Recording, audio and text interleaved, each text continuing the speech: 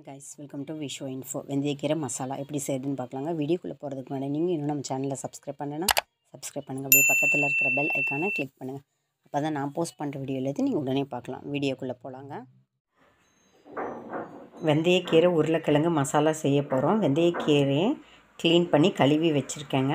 அதுக்கப்புறம் onion cut பண்ணி வச்சுருக்கேன், டொமேட்டோ கட் பண்ணி வச்சுருக்கேன், ஒரு பச்சை மிளகாய், ஒரு பூண்டு இடித்து வச்சுருக்கேன், ஒரு பச்சை மிளகாய் கட் பண்ணி வச்சுருக்கேன். இந்த ரெசிபிக்கு தேவையான உப்பு, மஞ்சள் தூள், சிகப்பு மிளகாய் தூள், கரம் மசாலா, உருளைக்கிழங்கு வேக வச்சு எடுத்து வச்சுருக்கேங்க. இப்போ வெந்தயக்கீரை மசாலாவுக்கு தேவையானதில் எடுத்து வச்சாச்சு. எண்ணெய் ஊற்றி வதக்கி எப்படி செய்கிறதுன்னு பார்க்கலாங்க. ஒரு பேனை ஹீட் பண்ணி வச்சுருக்கேன். பேன் ஹீட் ஆகிடுச்சு.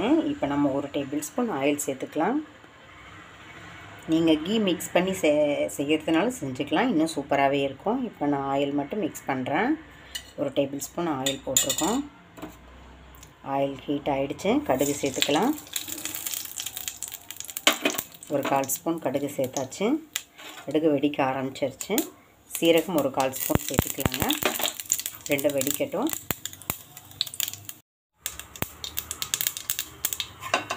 சீரகம், கடுகு ரெண்டு நல்லா வெடித்து பொரிஞ்சிருச்சுங்க. இப்போ நம்ம ஆனியன், டொமேட்டோ, பூண்டு, பச்சை மிளகாய் எல்லாம் எடுத்து வச்சுருக்கோம். அதை இதில் சேர்த்து நல்லா வதக்கிக்கலாங்க.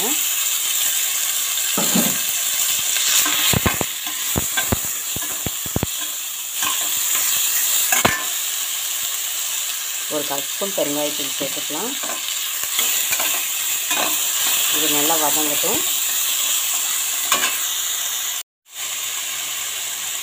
இது வதங்கும் போது இந்த ரெசிபிக்கு தேவையான உப்பு சேர்த்துக்கலாம். இன்னும் சீக்கிரமாகவே நம்மளோட வெங்காயம், தக்காளி நல்லா வதங்கிடும்.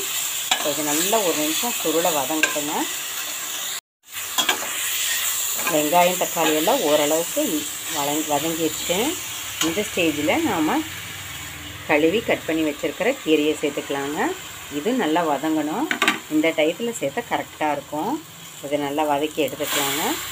பார்க்குறக்கு நிறைய தெரியும், வதங்கின உடனே நல்லா குறைஞ்சிடுங்க. இதெல்லாம் நல்லா வதங்கட்டுங்க. அதுக்கப்புறம் ஒவ்வொரு மசாலாவாக சேர்த்துக்கலாம்.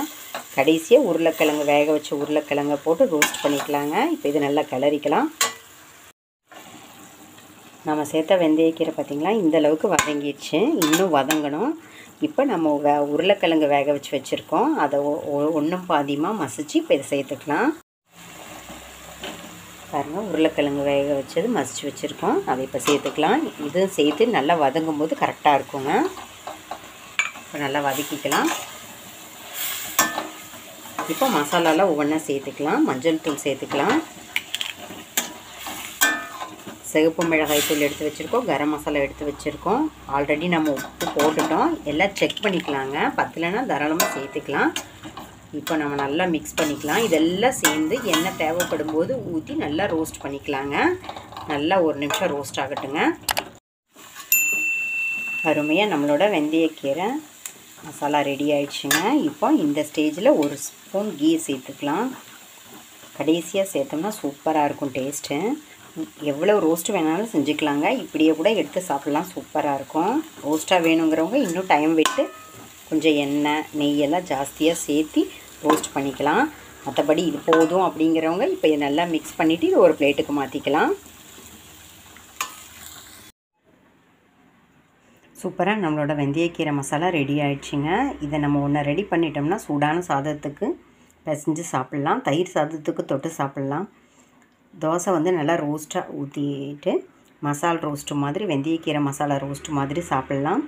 ஆலு பராத்தா மாதிரி வெந்தய பராத்தா மசாலா போட்டு நல்லா மிக்ஸ் பண்ணி சாப்பிட்லாங்க.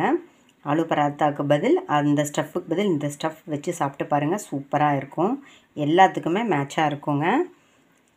அவ்வளோ அருமையாக இருக்கும். நீங்களும் இதே மாதிரி செஞ்சு பாருங்கள்.